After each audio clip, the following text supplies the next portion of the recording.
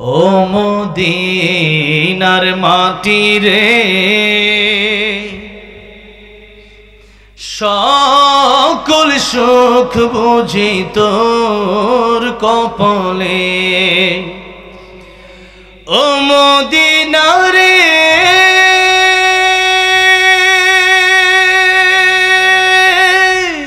তোর বুকে আমার নবী, যার লাগি পাগল সবই, যার লাগি মাতোয়ার ত্রিভুবন। কাঁদি আমি সারাক্ষণে, কখন যাব সেখানে, সহে না আর পরাণে। ও মদিনার মাটি রে, সকল সুখ বুঝি তোর কপালে। আল্লাহ সবাইকে বারবার মক্কা মদিনা যাওয়ার তৌফিক দান করে, জোরে বলেন আমিন। তা আমাদের দেশের ভিতরে অনেকেই অনেক হুজুর আছে, কথায় কথা খালি মাহফিলে বাচ্চা এলাকায় কাফের কয়, এটা তার 1 নম্বর গালি। তো এই বিষয়টা দেখেন, এখন আমি আপনি কাফের হইছি না আমি আপনার ইমান ঠিক আছে কিনা একটু লক্ষ্য করেন। 1 নম্বরে হইল আমি আমানতু বিল্লাহি, আমি আল্লাহর উপর ঈমান আনলাম যে এক আল্লাহ ছাড়া কোনো মাবুদ নাই, আল্লাহ ছাড়া কোনো ইলাহ নাই, আল্লাহ ছাড়া কোনো রব আছে নাই। আল্লাহ রাব্বুল আমিনকে মেনে নিলাম যে আল্লাহ ছাড়া কোনো রব নাই, আল্লাহ ছাড়া কোনো ইলাহ নাই, আল্লাহ ছাড়া ইবাদতের উপযুক্ত আর কেউ নাই। এই কথাটা যখন বিশ্বাস করে নিলেন, তার মানে আমার এক আল্লাহর ইবাদত করতে হবে, আল্লাহর ইবাদত আমরা করব, আল্লাহ ছাড়া আর কারো ইবাদত করব না। এটা মনে করেন 1 নাম্বার। এখন কেউ যদি মনে করেন এই কথাটা বিশ্বাস তো করছেন আপনারা, বিশ্বাস আছে না, এরপরেও যদি এখন চিন্তা করতেছেন যে সন্তান মনে হয় আল্লাহ তো দিতে পারেই, আবার বাবারও মনে হয় কিছু ক্ষমতা আছে পীরের, কি এই ক্ষমতা কি কোনো পীরের আছে? হ্যাঁ, আমাদের দেশে অনেক জায়গায় মনে করে আমরা মাজারের বিরোধী। আরে মাজারের বিরোধী হবো কেন আমরা? পীরের বিরোধী হবো কেন আমরা? আমরা হক্কানি পীরের বিরোধী আমরা নয়, বরং পীরের পায়ে এবং কবরে গিয়ে সেজদা করলে সেই সেজদা, সেই আল্লাহকে বাদ দিয়া কবরের সেজদার বিরোধী আমরা। জোরে কোন ঠিক না বে ঠিক? আমি আশ্চর্য হয়ে গেলাম, মিরপুরের শাহালি এক মাজারে আমি গেলাম, এত বড় মাজার। আমার এক বন্ধু সেখানে থাকে, আলেম, তো আমাকে বললেন যে এখানে কত মন গাঁজা দৈনিক বিক্রি হয় আল্লাহ ভালো জানে। কত মন গাঁজা, মন কেজি না, এত মন গাঁজা। কিন্তু একজন গাঁজা খায়, একজন কি করে না করে, উল্টা পাল্টা, মাথা ঠিক নাই, মাতাল হয়ে রইছে। চিন্তা করে দেখেন তাহলে এই সমস্ত কাজগুলো যারা করতেছে, এরা কি মাজারের নামে কাজটা কি ভালো করতেছে বলেন? জোরে কন্যা ভালো করতেছে? তাই একজন কবি বলছেন, খাজার নামে মাজার করে দেখায় যারা খাজার সন, দিনে করে ভণ্ডামি আর রাত্রে মারে গাজায় টান। এরকম খাজার ভক্ত নাই। হ্যাঁ, আরে খাজা আব্দুল কাদের জিলানী কি বলে আর তুমি কি বলো? তোমার পীরের সাথে মুরিদের তো কোনো মিল নাই। পীর বলে জান্নাত দো জখসে ইয়া রব क्या करो, जन्नत दो जखसे या रब क्या करो, आरज़ू है मैं तुझसे देखा करो। আল্লাহ জান্নাত জাহান্নাম দিয়ে কি করব আল্লাহ? আমার বড় ইচ্ছা আমি আব্দুল কাদের জিলানী, আল্লাহ তোমার দিদার পেতে চাই, আল্লাহ তোমার সাথে সাক্ষাৎ করতে চাই। আল্লাহু আকবার। কেমনে? আল্লাহ সূরা কাহফে শেষে বলতেছেন যে সাক্ষাৎটা আল্লাহ কেমনে দিবে? ফামান কানা ইয়ারজু লিকা রাব্বিহি فليعمل عملا صالحا ولا يشرك بعبادة ربه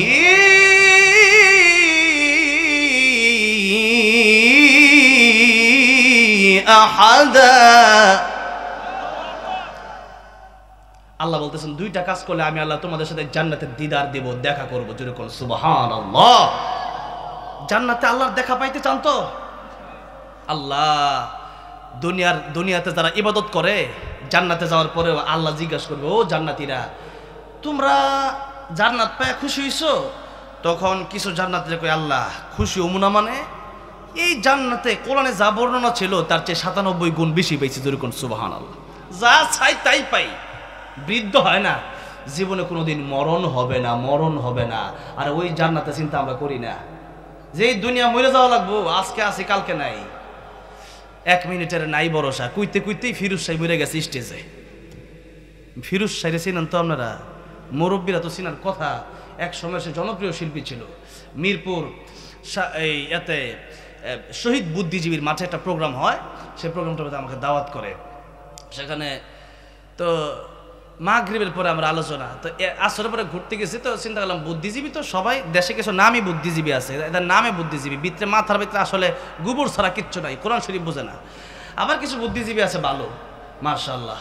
তো আমি চিন্তা করলাম ভালো মানুষও তো আছে, যাক কবর গুলো যেতে এই লোকের ওয়াজ করি, এই লোকের খবর পাইছি ফিরোজ শাহের, যে 1 মিনিটের নাই ভরসা, সাঙ্গ হবে রং তামাশা, দম ফুরাইলে বন্ধু চক্ষু বুঝিলে। গান গাইতে গাইতে স্টেজে মাইক্রো শেষ, স্টেজের ভিতরে ফিরে গেছে। তাহলে আমি জানতে ওয়াজ করে যাই, তার মু এই গ্যারান্টি কি আছে? আর তো জোরে কোন আছে নাই? ভাইরা আমার, আল্লাহ বলতেছেন, বাবাজিরা আমার, আল্লাহ বলতেছেন শিরিক মুক্ত নেকামল আমার কাছে নিয়ে আসতে হবে। তা আব্দুল কাদের জিলানী শিরিক মুক্ত ইবাদতকে আল্লাহর ওলি হয়ে গেছেন, আল্লাহর বিশ্ববিখ্যাত ওলি তিনি। আর তোমরা সে আব্দুল কাদের জিলানীর নাম লইয়া পরে কোন বাবার নাম, আল্লাহ কত রকমের বাবা, সে বাবার কবর গিয়ে সিজদা করতেছো। বিভিন্ন কবরে লেখা আছে মাজারে সিজদা করে, এরপরও সেখানে গিয়ে করতেছে। তাহলে বলেন ঈমান কি তাদের আছে? জোরে বলেন আছে? খাজার নামে মাজার করে দেখায় যারা খাজার শান, দিনে করে ভণ্ডামি আর রাত্রে মারে গাজায় টান, দিনে করে ভণ্ডামি আর রাত্রে মারে গাজায় টান। দাড়ি টুপি নাই কো তাহার আছে শুধু চুল, সুন্নতের খবর নাই সে আশিকি রাসূল। এমন আশিকি রাসূল আছে না? দাড়ি নাই, টুপি নাই, নামাজ নাই, চুল রাখছে বড় বড়। এরপরে আমরা গাঞ্জা খাই না, সিদ্ধির মাধ্যমে আমরা আল্লাহ তালাশ করি। সিদ্ধির মাধ্যমে কি আল্লাহ তালাশ করতে হইব? হ্যাঁ, আল্লাহ কয় ইন কুনতুম তুহিব্বুনাল্লাহ ফাত্তাবিউনি ইউহিব্বুকুমুল্লাহ। আমার যদি তালাশ করতে, আমাকে ভালোবাসতে চাও, আমার নবীকে অনুসরণ করো। এই নবী কি কোনোদিন সিদ্ধি খাইছে, গাঁজা খাইছে? এই সিরাজগঞ্জে এক পাগল আনোয়ার নাকি নাম, এরা আরো কতগুলো তো ছিল আগে, এরা তো দেশেও নাই গিয়া, কিন্তু এমপিও ছিল। এরা কয় সিদ্ধি খায় নাকি আল্লাহ তালাশ করে। সিদ্ধি খেলে ও যে আল্লাহ তালাশ করে, সিদ্ধি খেলে তোমরা মানুষই চিনে না, সে আল্লাহ তালাশ করবে কিভাবে? তো এই জন্যই বলছে দাড়ি টুপি নাই কো তাহার আছে শুধু চুল, সুন্নতের খবর নাই সেই আশিকি রাসূল।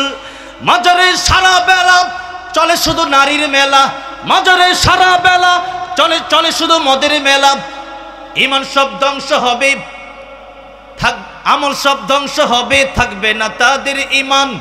দিনে করে ভণ্ডামি আর রাত্রে মারে গাজায় টান, খাজার নামে মাজার করে দেখায় যারা খাজার শান, দিনে করে ভণ্ডামি আর রাত্রে মারে গাজায় টান। ঠিক না বে ঠিক? পীরগিরি আর মাজার পূজা চলছে দেশটা চুরিয়া, শিরকি আর ভণ্ডামিতে দেশটা গেছে ভরিয়া। একটু লক্ষ্য করে দেখেন, শিরক আর শিরক দেশে ভরে গেছে। এমনকি ল্যাংটা বাবার মাজারও আছে, অনেকে ল্যাংটা। আমি গাজীপুর চৌরাস্তা দিয়ে একদিন যাচ্ছি, একটা লোক দিয়ে ল্যাংটা ঘুরতেছে একটুটুকু। কেন? আইসি ল্যাংটা, জামু ল্যাংটা, ল্যাংটা সুলেমান। কি কয় কি রে?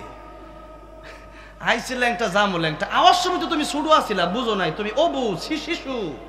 এখন কি তুমি শিশু নাকি? ৭০ টাকা ফরজ। হ্যাঁ, কোরআনের খবর নেই গিয়া। হ্যাঁ, আইসিও ল্যাংটা, জামু ল্যাংটা, তাহলে মাঝখান দিয়ে কাপড় বিদ্ধা কি করতাম? চিন্তাটা করছেন অবস্থাটা? এই হইল অবস্থা। তাহলে বলেন, এই যে মাজারে যারা শিরিক করে, এরা দাবি করে আমরা একবারে আল্লাহর ওলি। এরা কি আল্লাহর ওলি না বন্ড শয়তান? শয়তান, বন্ড। তাহলে একটু লক্ষ্য করে দেখুন, মুসলমান দাবি করলেই প্রকৃতপক্ষে মুসলমান হওয়া যায়?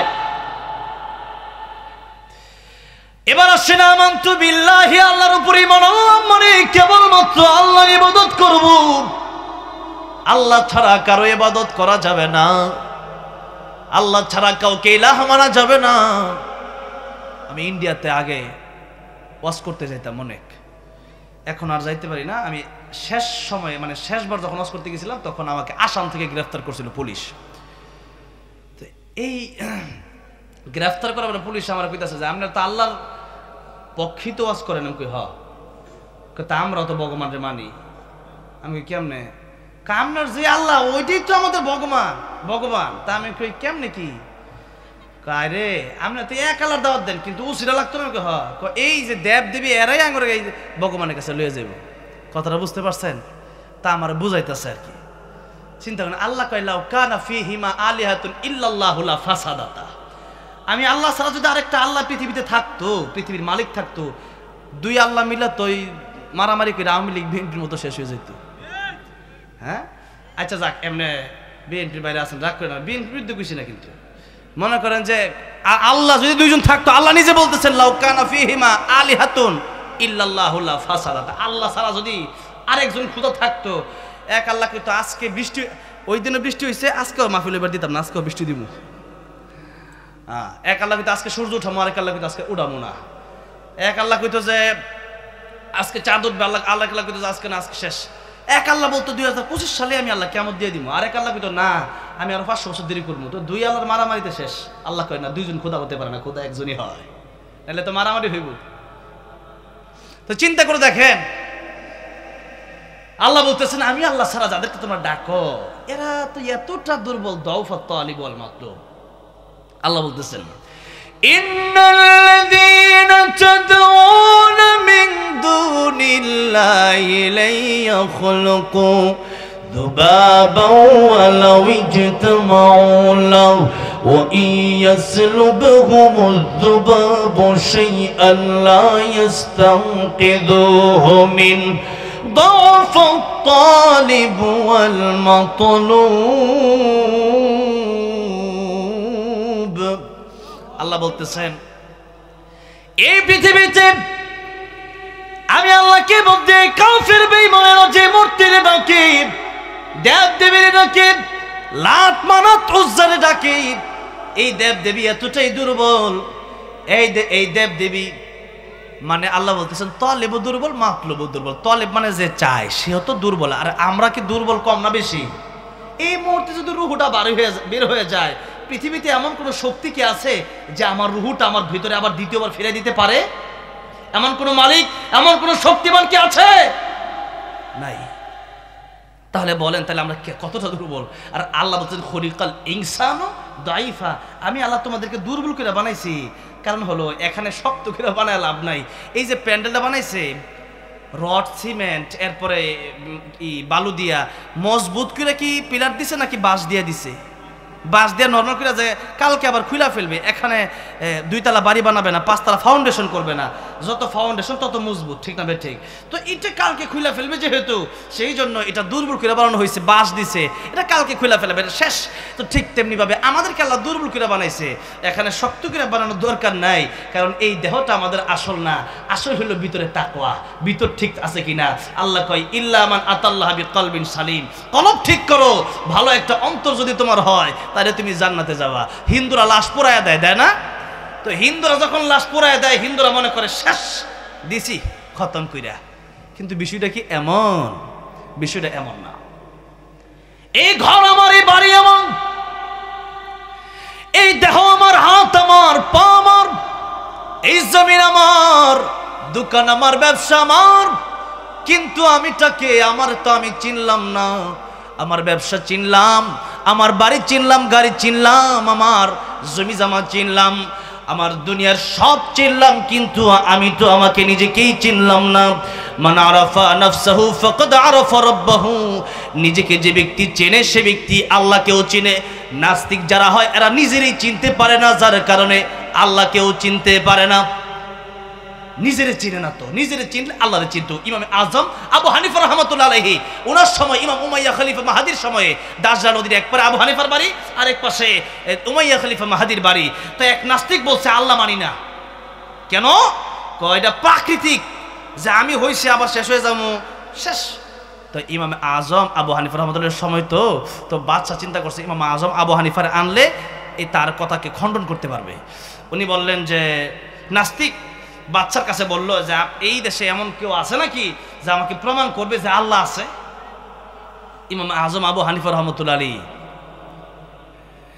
ওনাকে খবর পাঠাইছে বিকালবেলা যে হুজুর একটু বাস করতে হইব, একটা বিতর্কের অনুষ্ঠান করতে হইব একটা নাস্তিকের লগে, তা আমার দরবারে আপনাকে আমন্ত্রণ জানাচ্ছি। তো যেই মাত্র বলছে তো ইমাম আজম আবু হানিফা বিকালবেলা না গিয়ে আর গেছে গভীর রাইতে, দেরি করে লাইছে না। যেমন আমার এখানে 10:30টায় বয়ান, তা আমি অনেক আগেই আইসি, আশেপাশে আরও একজনের বাসায় একটু নাস্তার দাওয়াত ছিল। তো যাই হোক, তো এখন আমি 10-10:30টার আগেই আমি কিন্তু উপস্থিত হয়েছি। গতকালকে মাহফিল ছিল কুষ্টিয়া, তো 10টায় বয়ান, আমি 15-10টায় উপস্থিত হয়ে গেছি। তো এখন আমি একটু আগে ভাগেই বের হই, আশেপাশে গিয়া বিভিন্ন ওলামায়ে কেরাম বা বিভিন্ন কাছের লোকজন থাকলে একটু এখান দিয়ে লিড করি, যাতে করে ডিস্টার্ব না হয়। তো যাই হোক, এখন আমি 10টার সময় আসার বা 10:30টার সময় আসার কথা, আমি যদি 1টা বাজাই তাহলে আপনি কইবেন যে দূর এই কি হুজুর আনছি, এই হুজুর তো সুবিধার না। কথা কোন ঠিক না বে ঠিক? আরে হাজার হাজার মানুষ বয়ে থাকবো, আমি যদি অলসতামি করে যদি মনে করেন সময় মতো বাসাতে না বেরি, রওনা না দিই, তাহলে আপনি কষ্ট পাইতেন না? তো বাচ্চা একটু কষ্ট পাইছে মনে মনে আর কি। তো ইমাম আজম আবু হানিফা তো হ্যার উপরে তার মাতাব্বরি চলে না, যেরকম ঠিক না বে ঠিক? যারা উলামায়ে কেরাম, যত এমপি মন্ত্রী হোক, এই এমপি মন্ত্রী কি উলামায়ে কেরামের সমান হতে পারবে নাকি? এমপি মন্ত্রীরে আমরা সালাম দিই আসসালামু আলাইকুম, এটাই সম্মান। সালাম দেও, মানুষকে খাওয়াও, জান্নাতে যাও, যেরকম সুবহানাল্লাহ। তো সালাম দেওয়া এটা হলো আমাদের সম্মানের সবচেয়ে বড় জায়গা। আমরা সালাম দেব, আপনি সালামের জবাব দেবেন, আল্লাহর রহমত, আল্লাহর বরকত নাজিল হবে। এখন বড় বড় অফিসার থেকে সালামটা জন দেয়, আর যে কয় ফ্যাশন দেয় এমনি ফ্যাশনটা দিয়ে দেখবেন নিচে আবার ঠ্যাংও একটা বাড়ি মারে, বাড়ি দেয় না? হায় হায় রে। আচ্ছা যাই হোক, তো এখন ঠ্যাং যখন বাড়ি মারে, উদ্দেশ্য হইল এখন আওয়ামী লীগ আছে, এখন ঠিক আছে সালাম দিতেছি, আওয়ামী লীগ গেলে কিন্তু জেলো ফসা দিমো মারতারি, হ্যাঁ, এরপরে কিন্তু জেলো নিয়া ফাউদা দিমো অন্ত আদ দেয়া, পরে কিন্তু ফাউদা। তা আচ্ছা কন এখন যেগুলো আছে এগুলা, আরে এই ব্যারিস্টার সুমন সাইদি সাহেবের বিরুদ্ধে কথা বলছে, একজন আল্লাহর ওলির বিরুদ্ধে কথা বলছে, আজকে ভালো আছে? যেই হাসিনা আল্লাহ সাইদি থেকে নিয়ে এই বাংলাদেশের শত শত আলেমদেরকে হেফাজতে ইসলামের সময় গুলি কইরা বুম মেরা মারছে, এরপরে জেলখানায় ফাঁসি দিচ্ছে, এরপরে এখনো পর্যন্ত যারা উলামায়ে কেরাম হক্কানি আলেম যারা আছে তাদেরকে যখন জেলে নিছে, আরে আমার মাঝে মধ্যে দুঃখ হয়। আমি এইবার খুব আশায় ছিলাম, এইবার মনে হয় জেলে তো কওমি আর আলিয়া জামাতি মানে যত লম্বা টুপি গোল টুপি সবাই একসাথে ছিলেন, কেন এক হতে পারলেন না আপনারা? আপনাদের যে সমস্যাগুলো ছিল কেন জেলের ভিতরে কেন মিটালেন না? মিটানোর প্রয়োজন ছিল। আমি ভাবছিলাম এইবার মনে হয় দেশে একটা বিপ্লব ঘটবে ইনশাআল্লাহ, কিন্তু কিসের বিপ্লব? আয়াদি মারামারি শুরু করে দিচ্ছে। আর জেলখানায় যাওয়ার পরে আলেমদেরকে কিন্তু সাধারণভাবে সাধারণ খাবার দেওয়া হয় না, সাধারণ ঔষধও দেওয়া হয় না, এমন এমন ইঞ্জেকশন দেয় যেটা দেওয়ার পরে মস্তিষ্কে সমস্যা হয়ে যায়। খালেদ সাহেব, হ্যাঁ কি রাজনীতি না মানে আলেমদেরকে নিয়ে কথা বলতেছে, আলেমদেরকে জেলে নিছে। আমি যদি না কই আমার জেলা নিব না, যেরকম ঠিক না ঠিক? আলেমদেরকে নিয়ে বলতে হবে, আর রাজনীতিও বলতে হবে। কেন রাজনীতি বলতে হবে? এই জন্য, কারণ হচ্ছে কোরআন শরীফ কোরআন হচ্ছে আমাদের জন্য কমপ্লিট কোর অফ লাইফ, পূর্ণাঙ্গ জীবন বিধান। যারা মনে করে যে মানে সবাই রাজনীতি করবো, হুজুর একটু বাদ যাইবো, কেন হুজুর বাদ যাইতো কি লিগা? আমি কি দেশে চলতাম না? আমি খাইতাম না? আমার তো চুরি করে লেগে গেছে হাসিনা। এখন যদি আমি না বলি, 2 দিন পর দেখা যাবে যে আমি বিপদে পড়বো। সুতরাং দেশের নাগরিক হিসাবে আমার দায়িত্ব, এবং একজন দিনের দায়ী হিসাবে আমার দায়িত্ব, মুসলমানরা শুধু ঘরের ভিতরে নয়, সংসদ পর্যন্ত আল্লাহর কোরআনকে নিয়ে যেতে হবে। ঠিক না বেঠে? সব কথা বলতে হবে। আলেমদেরকে যারা নিয়ে জীবন শেষ করে দিছে, দাদা বুঝবেন কেমনে? জীবনটা শেষ করে দিছে। আল্লামা সাইদির 13 বছর কারাগারে রাখছে, জসিমউদ্দিন রহমান সাহেবরে প্রায় 1 যুগ কারাগারে রাখছে। এখন আমি যদি ঠিকভাবে না বলি, আমরা তো 2 দিন পর নিতে পারে। আর নেক, তাতে কোনো আফসোস আমাদের নাই। আল্লাহর নবীও জেল খাটছে, আমরাও খাটবো, তাতে কোনো সমস্যা নাই। তবে এমন কোনো কথা বলা যাবে না যে রাজনীতি যেন আমরা না বলি। কেন আমরা রাজনীতি বলবো না? এখানে প্রধান অতিথি যারা থাকবেন, এরপরে বিশেষ অতিথি যারা থাকবেন, ওনারা রাজনীতির কথা বলবেন, আমি বলবো না। এর কারণটা কি? বরং আমি আরো বেশি বলার অধিকার রাখি। আমি বক্তা মানে যে বলবে। অতিথি অবশ্যই আসছে, ঠিক আছে, কিন্তু আমি বক্তা মানে হচ্ছে আমাকে আগে বলতে হবে। আর এবার একটু আসেন, একজন যেহেতু কুই আলাইছেন, কিন্তু আমার কিন্তু আগুন লাগাই দিয়েছেন। আগুন কিন্তু লাগানো যাবে না। আল্লাহর নবী কি প্রধানমন্ত্রী ছিলেন কি ছিলেন না? মদিনায় প্রেসিডেন্ট ছিলেন কি ছিলেন না? হ্যাঁ, আবু বকর রাদিয়াল্লাহু আনহু ছিলেন কি ছিলেন না? হ্যাঁ, উসমান রাদিয়াল্লাহু ছিলেন কি ছিলেন না? আলী রাদিয়াল্লাহু ছিলেন কি ছিলেন না? ওমর রাদিয়াল্লাহু ছিলেন কি ছিলেন না? সুলাইমান নবীর রাজনীতি কোরআন শরীফে আছে না নাই? জুলকারনাইনের রাজনীতি কোরআন শরীফে সূরা কাহফে আছে না নাই? তাহলে সবাই রাজনীতি যেহেতু আছে, আল্লাহ কোরআনের রাজনীতি যেহেতু বলে দিয়েছেন, এবং আকিমুস সালাত আকিমুদ্দিন কোরআন শরীফে আছে না নাই? তো আকিমুস সালাত কেমনে করবেন, আকিমুদ্দিন কেমনে করবেন? দেশের ভিতরে নামাজ প্রতিষ্ঠার জন্য যেভাবে আন্দোলন করতে হয়, যেভাবে বলতে হয় সেভাবেই বলতে হবে, সেভাবে আন্দোলন করতে হবে, সেভাবেই কাজ করে যেতে হবে। ঠিক না বেঠে? বলার মাধ্যমে করে যেতে হবে। এবং যদি কোনোভাবে কাজ না হয়, এরপর তো জিহাদের সিস্টেম আছেই, কিন্তু আস্তে তো শুরু করতে হবে। কথাটা বোঝেন নাই? সব জায়গায় যেতে হবে। আল্লাহ নবী প্রেসিডেন্ট ছিলেন, আমাদেরকে প্রেসিডেন্ট হতে হবে। ঠিক না? হ্যাঁ, এই জন্য যাই হোক, যেহেতু কথা একদিকে বলতেছি ইমান নিয়ে, শিরিক নিয়ে বলতেছিলাম আর কি। এখন শিরিকের ভিতরে আবার রাজনীতি তো মাঝে মধ্যে বলা লাগবে, মাঝে মধ্যে না, এখন বেশি করে কোল লাগবো, এখন রাজনীতির সময় যেরকম। ঠিক না বেটি? আচ্ছা যাই হোক, এবার আসেন টাঙ্গাইল প্রত্যেকদিনই মাহফিল। কথাটা বোঝেন নেই? কালকে পরের দিন আবার টাঙ্গাইল মাহফিল, 1 তারিখে মাহফিল, তার আগের দিন টাঙ্গাইল মাহফিল। একবার টাঙ্গাইল আসলাম, দেখছিলাম লতিফ সিদ্দিকী একটা, আমার জীবনে কোনো গুণা নাই, হ্যাঁ, কালি হাতে নেই, পরে হ্যাঁ নই দৌড়ছে, কে লিগে আপনি এরকম করবেন? হ্যাঁ, এরপরে অন্ত জেলে গেছে, আর কি করার, তা তো পাইতাম না বুঝা। হ্যাঁ, ও জামিন পাইছে, আবারও ধরা খাই বল্লা করলে। হ্যাঁ, আবারও ধরা খাইব, কোনো সার নাই। এবার আসেন সামনের দিকে যাই। আমার ভাইরা, আমার বাবাজিরা, উলামায়ে কেরাম যাদেরকে এই পর্যন্ত কষ্ট দেওয়া হয়েছে, এই কষ্ট মানে যাদেরকে দিছে, শেখ হাসিনা কিন্তু দেখে নাই যে কেডা গলম্বা টুপি, কেডা গুল টুপি, কেডা ওয়াহাবি, কেডা সুন্নি, হ্যাঁ, কেডা জামাত, কেডা আলিয়া, কেডা কমি, এগুলো দেখছে নাকি? দেখছে খালি কেডা আলেম। যেরকম ঠিক না বেটে? এই জন্য আলেমদেরকে ঐক্যবদ্ধ হতে হবে। ঐক্যবদ্ধ ছাড়া আমাদের বাঁচার কোনো পথ নাই। ভাইরা আমার, বাবাজিরা আমার, যে কথা বলতেছিলাম যে আল্লাহর উপর ঈমান আনলাম, এখন আল্লাহ রাব্বুল আমিন ছাড়া যারা মনে করেন যে মাজারে সেজদা দেয়, অথবা দেখা গেছে আল্লাহর ইবাদত মানে হচ্ছে কেবলমাত্র আল্লাহর আইন মানতে হবে, আল্লাহর আইনের বিরোধী যারা হবে এরা হচ্ছে তাগুত। এটাই হচ্ছে কোরআনের কথা। আল্লাহর বিরুদ্ধে যারা তাগুতি রাজনীতি দেশে কায়েম করতে চাইবে, এদের বিরুদ্ধে কথা বলতে হবে। এমন কোনো কাজ করা যাবে না যেই কাজের মাধ্যমে আল্লাহর আইনের বিরুদ্ধে দেশে আইন হয়। এমন কোনো আইন করা যাবে না যে আইন করলে পরে আল্লাহ নাখুশ হয়ে যায়। ঠিক না বেঠে? দলিল কোরআন শরীফের সূরা রহমান। আল্লাহ রাব্বুল আলামিন বলছেন এই পৃথিবীতে, কারণ এখন রাজনীতির আলোচনা হবে, বুঝলেন? আল্লাহ রাব্বুল আলামিন বলছেন ওয়ালাকাদ বা'আথনা ফি কুল্লি উম্মাতির রাসূলান আন ই'বুদুল্লাহা ওয়াজতানিবুত তাগুত। এই পৃথিবীতে যত নবী রাসূল এসেছে, আল্লাহ পাক যত নবী রাসূল পাঠিয়েছেন, প্রত্যেককেই 2টা দায়িত্ব দিয়েছেন। জুড়ে বলেন কয়টা? 2টা। একটা হচ্ছে কেবলমাত্র আল্লাহর গোলামি করতে হবে, আর দ্বিতীয় নাম্বার হচ্ছে তাগুত বর্জন করতে হবে। তাগুত কারা কারা বুঝলেন? তাগুতটা কি? এবার আসেন, এখন কিন্তু কই না রাজনীতি পুরোটাই জীবনের লগে মিলবো। এখন জীবনের লগে আমাদের রাজনীতিও আছে, জীবনের লগে খাওয়া দাওয়া আছে, জীবনের লগে আল্লাহর ইবাদতে সম্পৃক্ত আছে না নাই? না, আল্লাহর ইবাদতে সম্পৃক্ততা যেহেতু আছে, আল্লাহ বলছেন যে কেবলমাত্র ওয়ালাকাদ বা'আসনা ফি কুল্লি উম্মাতির রাসূলা, আমি 2টা দায়িত্ব দিয়েছি। একটা হচ্ছে আনে আবুদুল্লাহ, একমাত্র আল্লাহর ইবাদত করতে হবে। 2 নম্বর দায়িত্ব হচ্ছে ওয়াজতানিবুত তাগুত। 2 নম্বর হচ্ছে কোন তাগুতের কথা শোনা যাবে না, তাগুতকে ছুঁড়ে ফেলে দিতে হবে, তাগুতকে বর্জন করতে হবে। এবার আসুন তাগুতের ব্যাখ্যা দেব। তাগুতের কি দেব?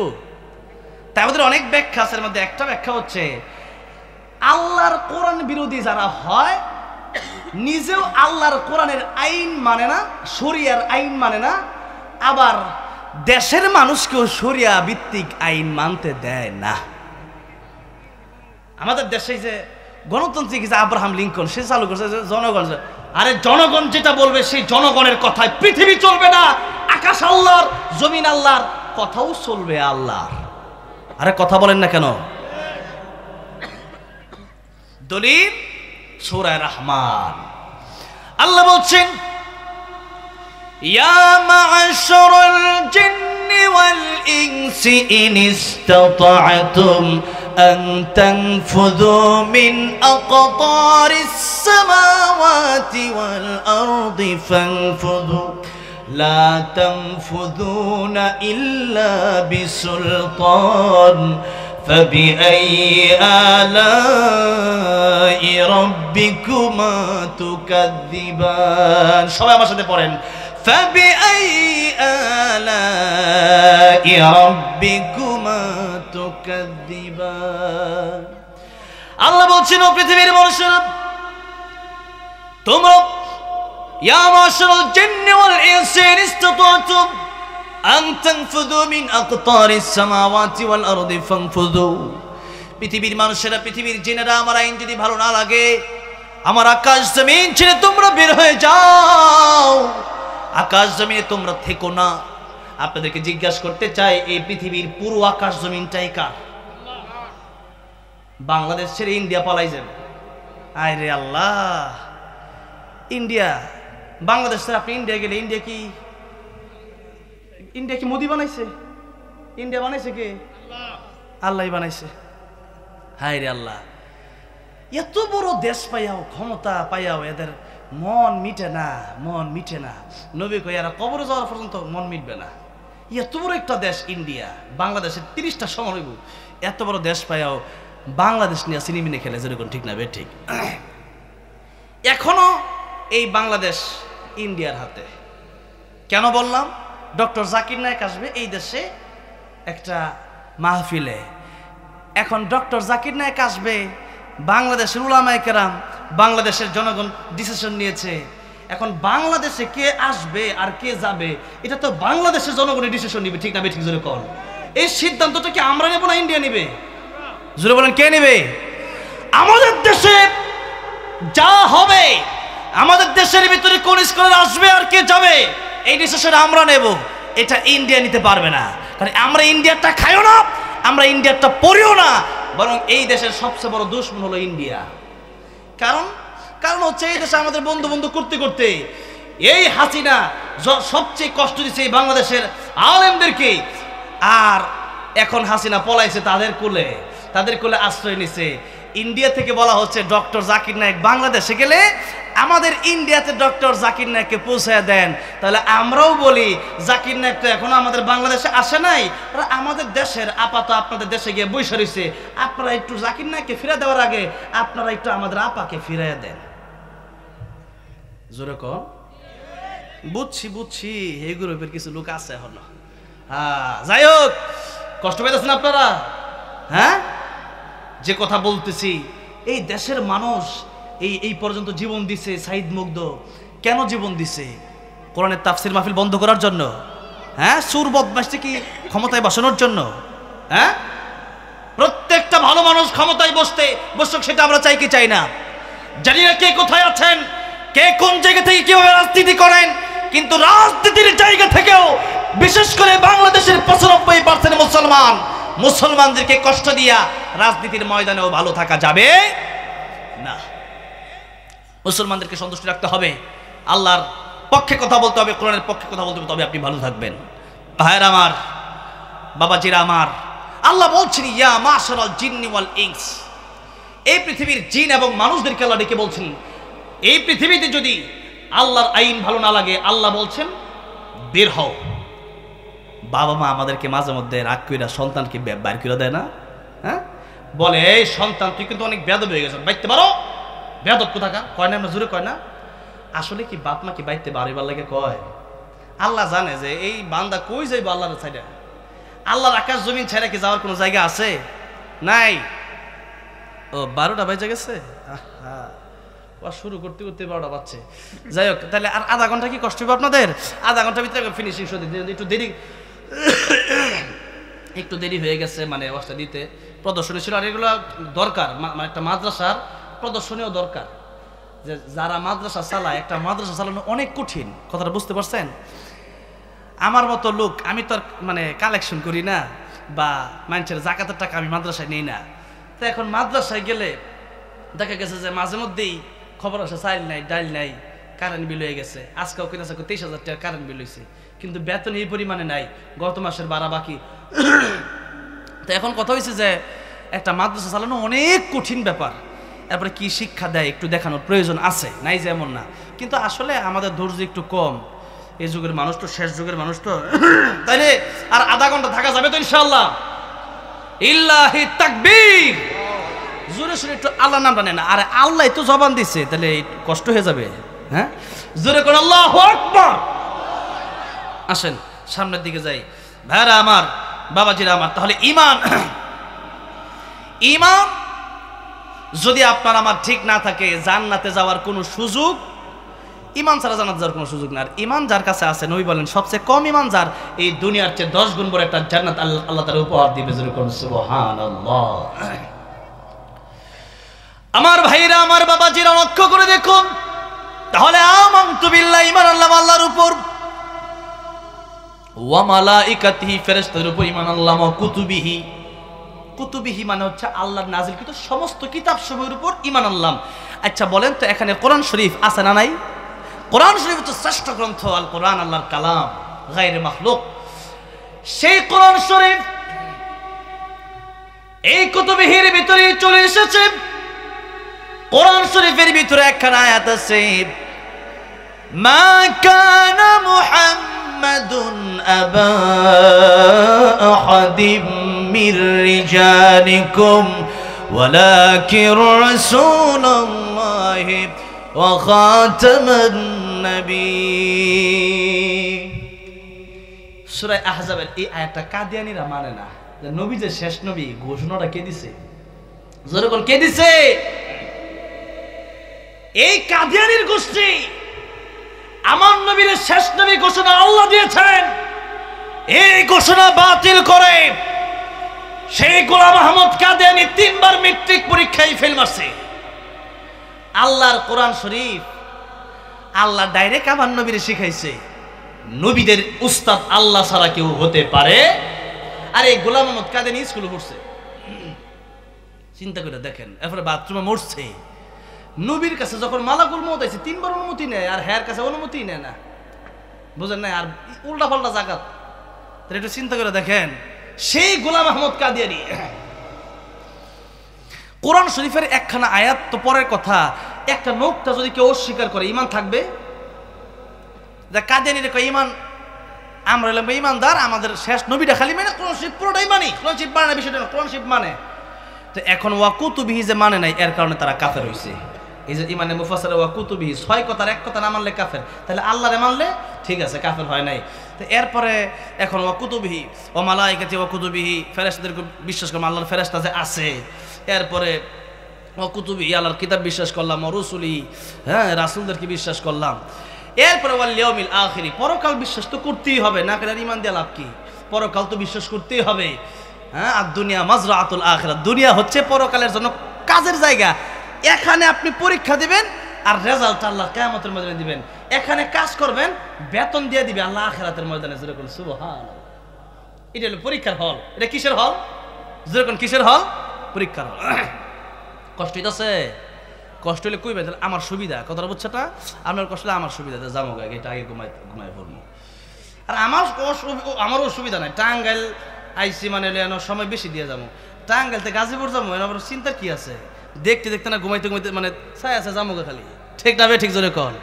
আহা বাইরা বাবাজিরা আমার, কোন কথা বলছিলাম মনে আছে আপনাদের? হ্যাঁ, এরপরে এখন কোন কথাটা বলছি? লাস্ট কথাটা, হ্যাঁ, ওয়াল ইয়াউমিল আখিরি, পরকাল। পরকাল একজন মনে হচ্ছে শ্রোতা, দেখেন একজন পাওয়া গেছে, গুরুত্ব কাজের মানে 100 শ্রোতা। ওয়াল ইয়াউমিল আখিরি, পরকাল। পরকাল আর এই দুনিয়াটা হলো মানে একটা পরীক্ষার হল। পরীক্ষার হলে সময় কি অনেক বেশি? এই 2-3 ঘন্টা, 3 ঘন্টা, 3.5 ঘন্টা সময়, যেরকম ঠিক না বেঠিক? পরীক্ষার হলে গিয়া ইংলিশ সাবজেক্ট সে লিখতেছে, হাট্টিমা টিম টিম, তারা মাঠে পারে ঘোরার ডিম। স্যার সার্ভিসটা লিখা বলে লিখছে, এরপর স্যার খাতা দেন, আজকাল লিখকে উড়ে এলামু। স্যার কই তুই কি লিখবি রে? তুই তো হাট্টিমা টিম। আরে স্যার কোন কি লিখতেছি তো। স্যার কই যা লেহাল লেখ। 3 ঘন্টা 3.5 ঘন্টা পরীক্ষার সময়, একজন 1 ঘন্টা পরীক্ষা দিয়া ওইটা ঘুরতেছে, আর একজন 3.5 ঘন্টা শেষে পরীক্ষা দিতে দিতে তার এখনো একটা সওয়াল বাকি। হ্যাঁ, একটা প্রশ্ন বাকি কেন? যে আমার তো গুরুত্বপূর্ণ প্রত্যেকটা বিষয় হক আদায় করে লিখতে হবে। ভালো ছাত্র যারা এরা লম্বা সময় লেখে, সময় শেষ হয়ে লেখা শেষ হয় না। আর যারা পড়াশোনা করে না এরা দেখবেন 1 ঘন্টা ওইতে কোন সময় খাতা আধা ঘন্টা লেখা শেষ। গেলে গেছে গুরুত্ব এর পরীক্ষার ভালো লাগে না। কিন্তু যে ছাত্রটা ভালো পরীক্ষা দিয়ে ফাঁস করলো পরবর্তী জীবনটা হ্যারি সুন্দর, যেরকম ঠিক না বেঠি। আর যে যার পরীক্ষাটা ভালো হয়েছে না পরবর্তী জীবনটা কিন্তু এর খারাপ, যেরকম ঠিক না বেঠে। ঠিক তেমনি আল্লাহ রাব্বুল আলামিন সূরা মুলকের দ্বিতীয়তে বলছেন, আল্লাযী খালাকাল মাউতা ওয়াল হায়াতা লিয়াবলুয়াকুম আইয়ুকুম আহসানু আমালা ওয়া হুয়াল আজিজুল গফুর।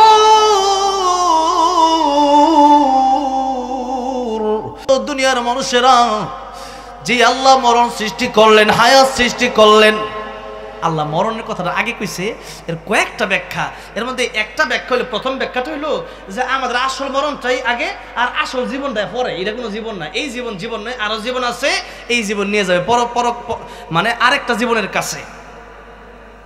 তো সেই জীবনের কাছে, সেই জীবনটা কোন জীবন? মৃত্যুর পরে শুরু হবে আসল হায়াত। মৃত্যুর পরে এমন হায়াত শুরু হবে, এই হায়াতের আর কোনো মরণ নাই। আচ্ছা কন্ত দেখি, যেই জীবনে মরণ আছে গ্যারান্টি নাই, ওই জীবনের জন্য কষ্ট বেশি করা দরকার না যেই জীবনের গ্যারান্টি আছে আর কোনোদিন মরবো না ওই জীবনের জন্য কষ্ট বেশি করা দরকার? যেই জীবনের গ্যারান্টি আছে যেরকম ঠিক না ঠিক। আল্লাহ কয় লিয়াবলুয়াকুম, এটা হলো তোমাদের পরীক্ষার হল। পরীক্ষার হল, সময় অল্প, কাজ করতে হবে বেশি, সময় অল্প। তো আমাদের তো এমনি হায়াতও কম, তাহলে আল্লাহ কয় বান্দা রে, তো শেষ নবীর উম্মত, অনেক অফার আল্লাহ দিয়ে দিছে। একটা ফ্রিজ কিনলে পরে আরেকটা ফ্রিজ পুরস্কার। ওরে বাবা রে বাবা, ফ্রিজের লেগে লাইন ধরে 10 টাকা লটারি। হ্যাঁ, যে হারাম লটারি, এই হারাম লটারি যখন এলাকায় মাঝে মধ্যে হয়, 10 টাকা হুন্ডা পাইব, একজনই 500 টিকিট কেটালা। এরপরে টিকিট একটা মোটর সাইকেলের দাম মনে করেন 3 লাখ টাকা। লটারি যারা দেয় রাখি 3 লাখ পায়, মোটর সাইকেলের একটা দিয়ে 5টা মোটর সাইকেলের টাকা উঠায়, যেরকম ঠিক না বেঠি, এই হারাম লটারি দিয়া। তাহলে চিন্তা করেন, এই এখানে যখন অফারে পায় পাগল হয়ে যায়। একটা ফ্রিজ যদি দেয়, এখন এইমাত্র ঈদের সময় ধামাকা অফার চলিতেছে, এই অফারের সময় একটা ফ্রিজ কিনলে আরেকটা ফ্রিজ পুরস্কার, এরকম থাকে অনেক সময়। তো এরকম যদি হয়, দুনিয়ার ফ্রিজ একটা পুরস্কার লাগে মানুষ সিরিয়াল ধরে। আর আল্লাহ রাব্বুল আলামিন বলতেছেন, ও দুনিয়ার মানুষেরা, সূরা ইখলাস 3 বার পড়ো, 1 খতম কোরআন শরীফের সওয়াব বান্দা পড়ে না। সুবহানাল্লাহ একবার পড়ো, দুনিয়া বইরা আমি আল্লাহ সওয়াব দেব, বান্দা সুবহানাল্লাহ পড়ে না। সুবহানাল্লাহি ওয়া বিহামদিহি সুবহানাল্লাহিল আযীম পড়ো, কিয়ামতের ময়দানে মিজানের পাল্লা, নেক আমলের পাল্লা ভারী হয়ে যাবে, তুমি জান্নাতে চলে যাবা। কিন্তু বান্দা তা পড়ে না। আখিরাত কামানো সহজ, দুনিয়া কামানো কঠিন। কিন্তু বান্দা দুনিয়ার পিছনেই ছুটে। 1000 টাকা কামাইতে পারবো সারাদিন মাটি কাটলে, কিন্তু সারাদিন মাটি কাটা কি সহজ? ব্যবসা করলে 5 লাখ টাকা খাটামো, 10 লাখ টাকা পাবো, এত সহজ না। যারা ব্যবসা করছে জিগায় দেখেন কত লস খাইছে জীবনে। আমি এক ব্যবসা দিছি, খাইছি লস। কথাটা বোঝেন নাই? ব্যবসা বোঝা লাগে, ঠিক আছে। এখন ভাবছি 2 লাখ টাকা মাল কিনবো, মনে করেন 15 টাকা মাল কিনলাম, এটা 16 টাকা করে বেচলাম, তো 1 টাকা লাভ হলে প্রত্যেক মাল হিসাব শেষে বছর শেষে মনে করেন যে একটা সুপার শপ থেকে 10 লাখ টাকা লাভ হইব, হ্যাঁ, মাস শেষে। কিন্তু পরে দেখা গেছে না, মাল কিনছিলাম মনে করেন যে 50 লাখ টাকার, এখন গিয়া দি 20 লাখও নাই, গেছে কই টাকা। ব্যবসা হইলো এমন। তাহলে একটু চিন্তা করে দেখেন, একটু লক্ষ্য করে দেখেন, দুনিয়া বোঝা মানে বোঝা সহজে চিন্তা করে যায় একবারে ব্যবসাটা দিব, 5 লাখ টাকা খরচ, 10 লাখ টাকা কামাবো, কিন্তু কামানোটা আসলে অনেক কঠিন। আর আখিরাত বোঝা অনেক কঠিন, বুঝতে একটু সময় লাগে। সবাই বোঝে না, সবার কপালে হেদায়েত নসিব হয় না, কিন্তু কামানো অনেক সহজ। আরে ভাই 3 বার সূরা ইখলাস পড়লে 1 খতম কোরআন শরীফের সওয়াব কে না জানে? মা বাবার চেহারার দিকে তাকাইলে কবুল হজের সওয়াব কে না জানে? সুবহানাল্লাহ পড়লে দুনিয়া ভর্তির সওয়াব কে না জানে? এরপরেও বান্দা ইবাদত করে না, কারণ তার মনে হলো আখিরাত কবে হইব। কিন্তু আজকে মরবেন, এখন মরবেন, এখনই আপনার আখিরাত শুরু, যেরকম ঠিক না ঠিক ভাইরা বাবাজিরা। তাই আমাদের পরকালের এই চিন্তা ভাবনা আমাদের মাথায় নিতে হবে। আল্লাহ বলতেছেন, বান্দারে বন্ধু 3 জনকে বানাবা, 1 নম্বরে বন্ধু হবে তোমার আল্লাহ, যেরকম কে। এটা আজকে আমার আলোচ্য আয়াতের মূল কথা। তাই ঈমান নিয়ে অনেক সময় কথা বললাম, এবার আসেন একটু আয়াতের দিকে যাই। সূরা মায়েদার আয়াতে আল্লাহ বলছেন, إنما وليكم الله ورسوله والذين آمنوا الذين يقيمون الصلاة ويؤتون الزكاة وهم راكعون আল্লাহ বলছেন, ও দুনিয়ার মানুষেরা, তোমাদের প্রকৃত বন্ধু তিনজন হবে। জোরে বলেন, বন্ধু কয়জন হবে? বন্ধু যারা তারে বানানো যাবে না। সাহাবতে সালেহ তোরা সালেহ কোনা, সাহাবতে তালেহ তোরা তালেহ কোনা। সৎসঙ্গে স্বর্গবাস, অসৎসঙ্গে সর্বনাশ। আল্লাহ বললেন, বন্ধু যারা তারে বানানো যাবে না। ইহুদি খ্রিস্টানকে বন্ধু বানানো যাবে না। লা তাত্তাখিদুল ইয়াহুদা ওয়ান নাসারা আউলিয়া। ইহুদি খ্রিস্টানকে বন্ধু বানানো যাবে না। নেইমারকে বন্ধু বানানো যাবে না। মেসিকে বন্ধু বানানো যাবে না। নায়ক নায়িকাকে বন্ধু বানানো যাবে না। গায়ক গায়িকাকে বন্ধু বানানো যাবে না। সবাইকে বন্ধু বানানো যাবে না। আল্লাহ বলছেন, এক নাম্বার যারে বন্ধু বানাবেন, জবান খুলে বলেন তিনি কে? আল্লাহ বলেন, ইন্নামা ওয়ালিয়ুকুমুল্লাহ। এক নাম্বার বন্ধু যারে বানাবা তোমরা, আমি আল্লাহ। আমি আল্লাহকে বন্ধু বানাও। কারণ যখন তোমার কেউ ছিল না, তখন ছিলেন কে? মায়ের গর্ভে খাওয়ালেন কে? মায়ের বুকে দুধের ব্যবস্থা করলেন কে? এই যে এখন আমরা খাওয়া দাওয়া করি, প্রতিটা নিঃশ্বাস নেই, এই নিয়ামতের ব্যবস্থা কে করে দিলেন? ও ইন তাউদ্দু নি'মাতাল্লাহি লা তুহসুহা। আল্লাহর নিয়ামত গণনা করে শেষ করা যাবে না। সুতরাং আল্লাহ বলেন, বান্দারে আমারে বন্ধু বানাও। এক সময় তোমার রূহ ছিল না। রূহ যদি না থাকে, কারো দাম নাই, কারো দাম নাই। এই স্টেজে যদি কারো রূহ না থাকে, কেউ বসে থাকতে পারবে না। আল্লাহর নবীকে প্রশ্ন করা হয়েছিল, ওয়াসআলুনাকা আনির রূহ। রূহ কারে বলা হয়? আল্লাহর নবীকে আল্লাহ জানায় দিলেন, কুলির রূহু মিন আমরি রাব্বি ওয়া মা উতিতুম মিনাল ইলমি ইল্লা কালিলা। আল্লাহ বলতেছেন, রূহ হচ্ছে আল্লাহর হুকুম। এই দুনিয়ার মানুষের ইলম জ্ঞান খুবই কম, খুবই সামান্য। এই দুনিয়ার মানুষ রূহ দেখতে পারে না। এই পৃথিবীর বহু বৈজ্ঞানিকরা চেষ্টা করেছে রূহটা একটু দেখার জন্য, কেউ রূহ দেখতে পারে নাই। রূহ হচ্ছে আল্লাহর হুকুম। আল্লাহ বলছে তো রূহ ঢুকছে। আল্লাহ না বললে কত বাচ্চা মায়ের গর্ভ থেকে মৃত বাচ্চা বের হয় কি হয় না? মৃত বাচ্চা যখন জন্ম নেয়, মৃত বাচ্চা জন্ম নিলে পরে এই মৃত বাচ্চাকে মা বাবাও ঘরে রেখে দেয় না। কারণ হচ্ছে তারে দিয়া করবো কি? আওয়ামী লীগের কোন সদস্য, বিএনপির কোন সদস্য, জামাত ইসলামের কোন সদস্য, চরমনের কোন সদস্য, জাকের পার্টি, জাতীয় পার্টি, যত কিছুই বলেন, যে কোনো জায়গার কোন দলের কোন সদস্য যদি ইন্তেকাল করেন, রূহ চলে যায়, বলেন তো তাকে কি আর তার ওই পদ কি বহাল থাকে? পদ আর থাকে না। এমপির এমপিত্ব চলে যায়, মন্ত্রীর মন্ত্রিত্ব চলে যায়। রূহ যেদিন না থাকবে, সেদিন আমার নাম হয়ে যাবে লাশ। লাশ সাই মানে কিচ্ছু নাই, কিচ্ছু নাই, কিচ্ছু নাই। রূহ যদি না থাকে, আমার নাম আব্দুর রহমান না। রূহ না থাকলে আমার নাম আব্দুর রহিম না। রূহ না থাকলে আমি আব্দুল গাফফার না। আব্দুল গাফফার ইন্তেকাল করছে মানে আব্দুল গাফফার এক জায়গায় চলে গেছে, আব্দুর রহমান এক জায়গায় চলে গেছে। আছে কি? লাশ আছে। লাশ কই? ওই যে লাশ। লাশ মানে লাশ, লাশ কিচ্ছু না, কিচ্ছু না। ইঞ্জিনটা চইলা গেলে হায় রে হায়, ডাব্বাটা পইরা রইবে এই যে দুনিয়ায়। ইঞ্জিন ছাড়া ডাব্বার কোনো মূল্য নাই। এই জন্য উপর দিয়া ফিটফট, ভিতর দিয়া সদরঘাট হবে না, হবে না। উপরে যত সুন্দর করেন না কেন, মেরিল মারেন, সোনো মারেন, পাউডার মারেন, শাওয়ার জেল দেন, আর ফেস ওয়াশ লাগান, কাজ হবে না ভিতরে যদি না ভালো হয়। আবুল আহাব বড় সুন্দর ছিল, আবুল আহাব জাহান্নামে গেছে। আর কালো বেলাল বড় কালো, কিন্তু আল্লাহর কাছে বড় ভালো। আল্লাহর নবী জান্নাতের ভিতরে যখন গেলেন, জান্নাতে যাওয়ার পরে নবী হাঁটেন, আল্লাহর নবী শুনতে পাচ্ছেন কার যেন হাঁটার আওয়াজ শোনা যায়। আল্লাহর নবী বললেন, জিবরাইল, কার হাঁটার আওয়াজ জান্নাতের ভিতরে শোনা যায়? জিবরাইল আমিন বললেন, ইয়া রাসূলুল্লাহ, কালো বেলাল জমিনে হাঁটে, তার হাঁটার আওয়াজ আল্লাহর তরি জান্নাতের ভিতরে এসে পৌঁছে যায়। আল্লাহু আকবার। আল্লাহ বলেন, ইন্না আকরামাকুম ইনদাল্লাহি আতকাকুম। আমি আল্লাহর কাছে কালো আর ধলার মাধ্যমে দামি হওয়া যায় না, লম্বার খাটোর মাধ্যমে দামি হওয়া যায় না, মোটার চিকুনের মাধ্যমে দামি হওয়া যায় না, দুনিয়ার গরিবের মাধ্যমে দামি হওয়া যায় না।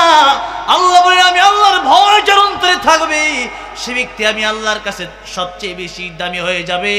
যার ভিতরে আল্লাহর ভয় থাকবে, চুরি করতে পারে না, ডাকাতি করতে পারে না, সুদ খেতে পারে না, ঘুষ খেতে পারে না, অন্যের মাল আত্মসাৎ করতে পারে না, মিথ্যা বলতে পারে না, গীবত করতে পারে না, মানুষকে গালি দিতে পারে না, জনগণকে কষ্ট দিতে পারে না, দেশের রোডের জায়গায় বাস দিতে পারে না, জনগণের মাল নিয়ে বিদেশ পাচার করতে পারে না।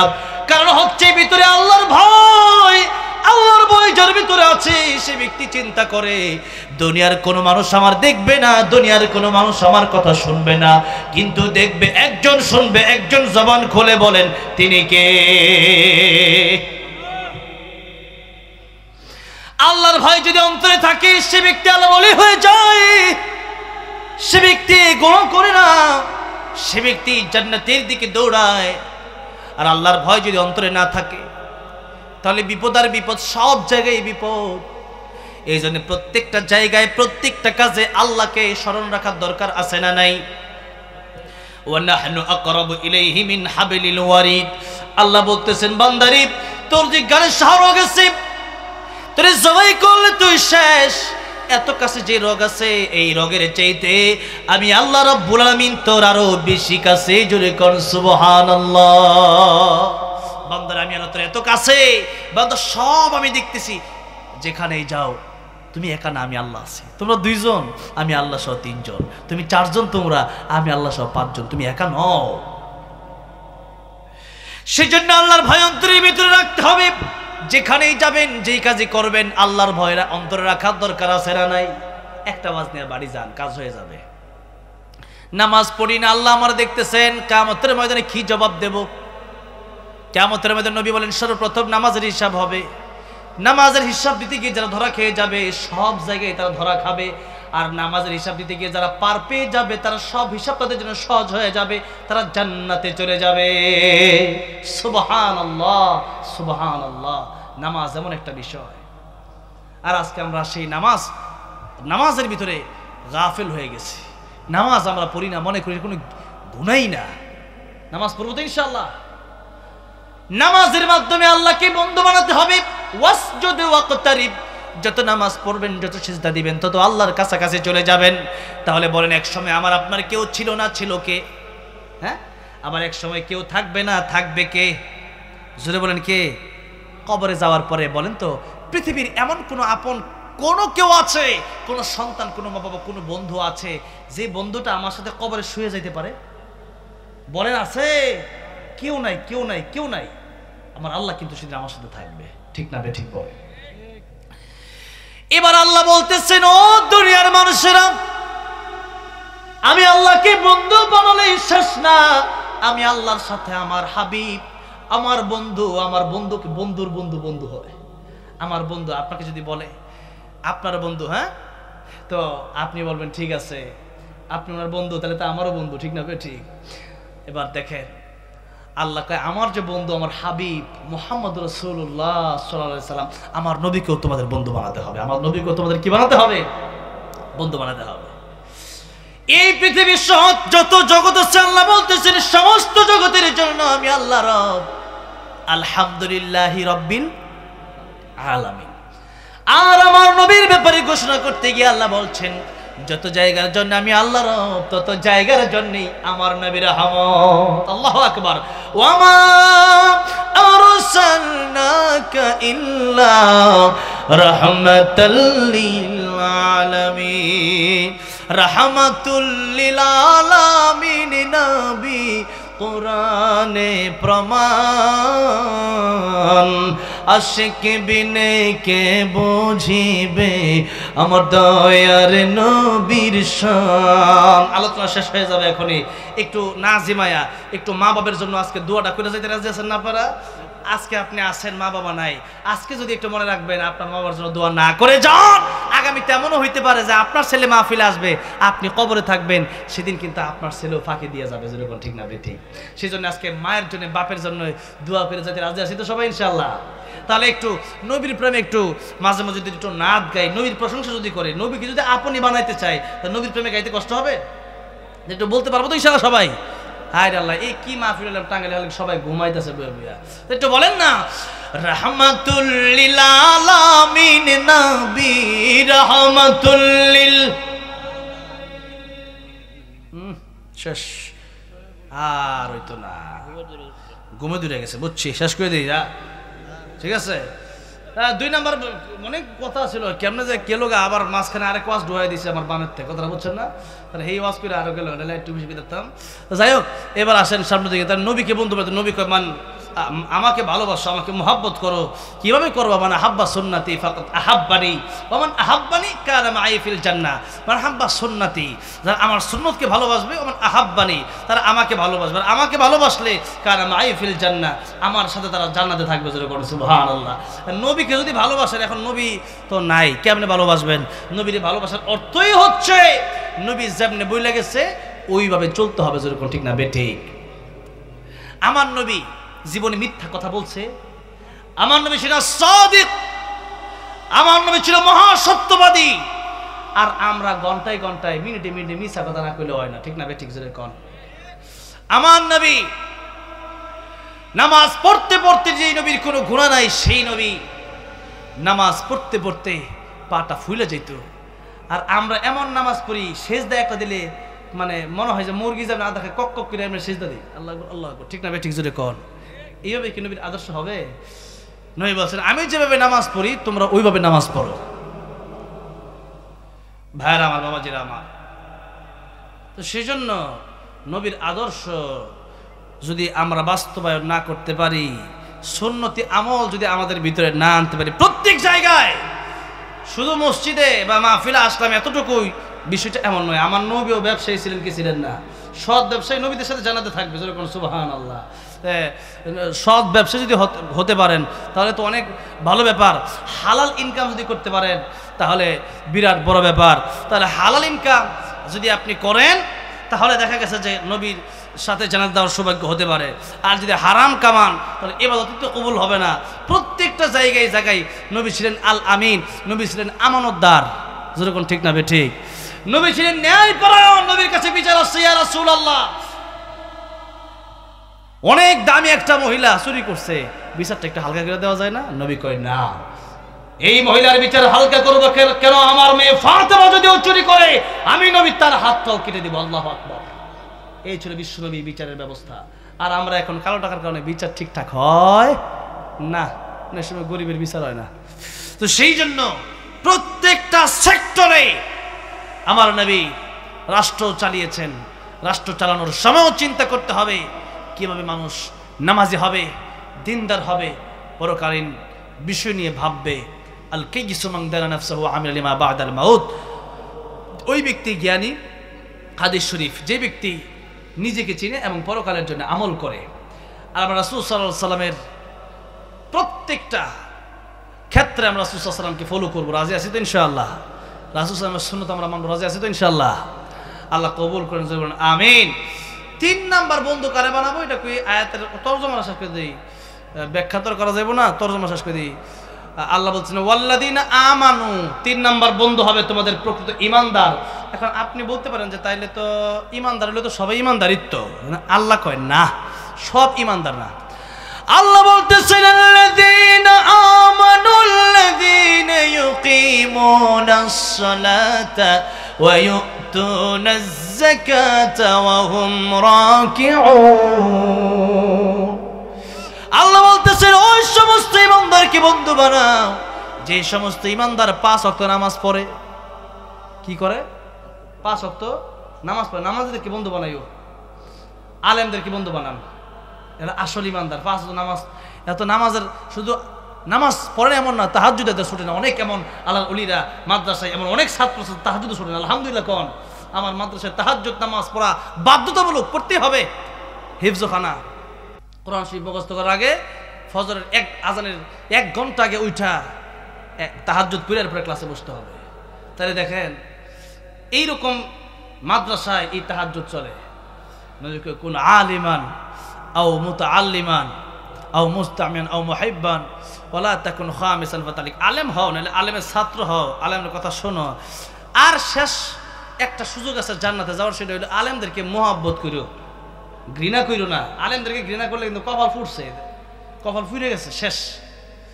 তাহলে কপালে এনে ফুটছে দেখা যাইতেছে না আর কি, কবরে যাওয়ার পরে আগুন তো ঠিকই কপালটা ফুটবো। এই জন্যে আলেমদেরকে ভালোবাসবেন তো ইনশাআল্লাহ। এই মাদ্রাসাটা তাকওয়া মডেল মাদ্রাসা, এখানে এই মাদ্রাসায় যারা আছে সবাইকে মহব্বত করবেন।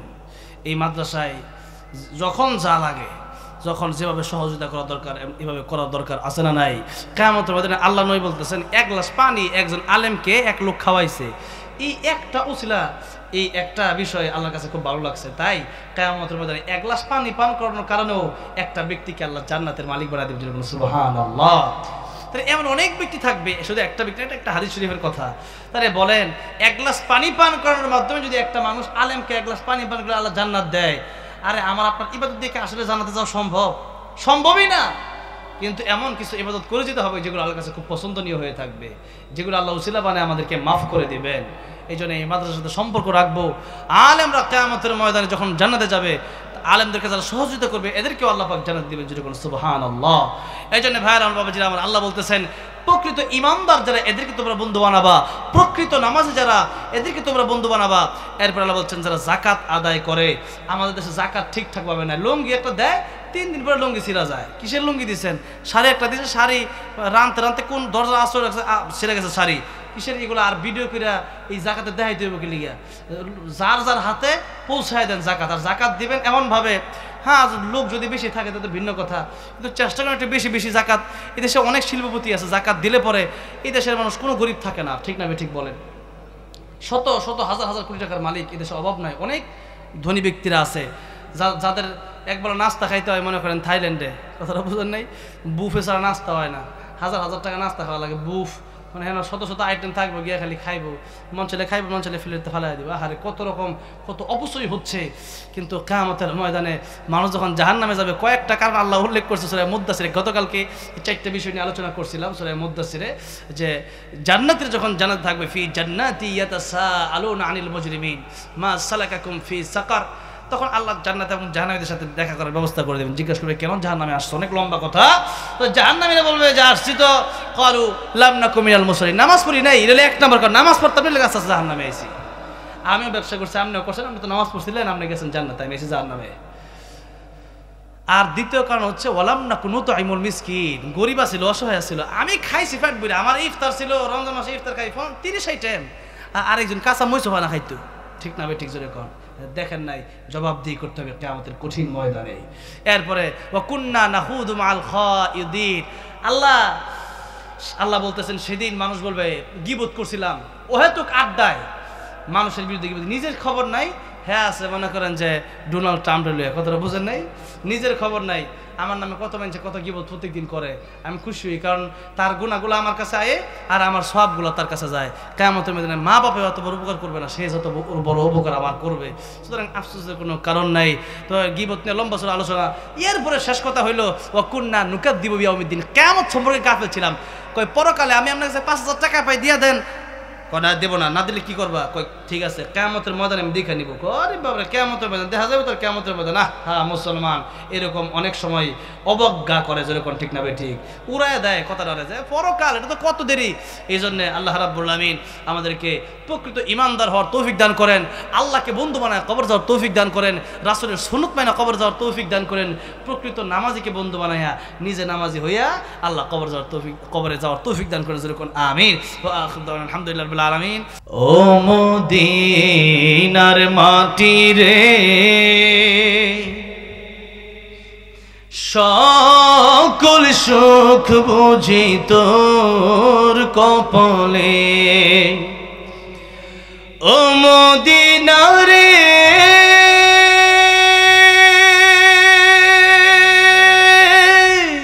তোর বুকে আমার নবী যার লাগি পাগল সবই যার লাগি মাতোয়ার ত্রিভুবন কাঁদি আমি সারাক্ষণে কখন যাব সেখানে সহে না আর পরাণে ও মদিনার মাটি রে সকল সুখ বুঝি তোর কপালে। আল্লাহ সবাইকে বারবার মক্কা মদিনা যাওয়ার তৌফিক দান করে, জোরে বলেন আমিন।